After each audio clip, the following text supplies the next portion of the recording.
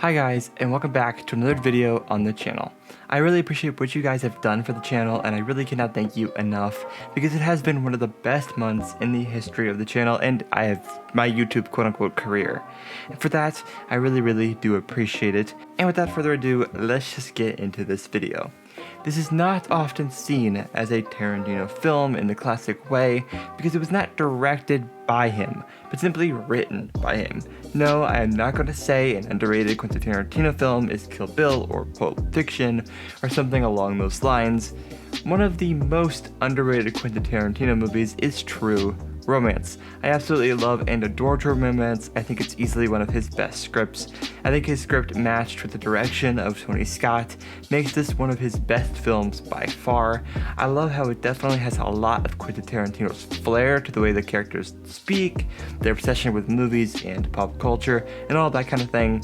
But also it feels very different, I think, because it's very clearly not directed by him, because it feels like a completely different film, which I think is partially what makes this movie so important overall to the way that Quentin Tarantino's career developed. If you have never seen True Romance, it's about this guy who falls in love with this woman and tries to get her out away from underneath her pimp, and things just kind of happen from there.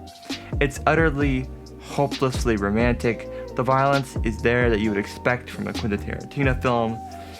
Everything you could want or think about is there. The soundtrack to this movie is incredible. You would be so surprised at what this soundtrack actually sounds like. It's incredible.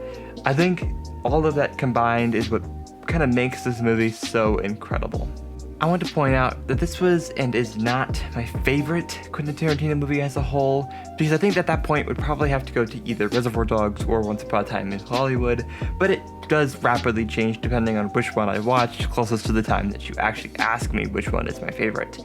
Quentin Tarantino is one of those writers and directors that I wish would vary his ideas a little bit more, because I would absolutely adore to see him do something like sci-fi or horror before he opts out of the writer-director scene, because I think the way that he writes and the combination directs, not many people could do, and see a more variety in the genre would be something incredibly interesting to see. I love this film. I actually recently bought the 4K UHD version from Arrow.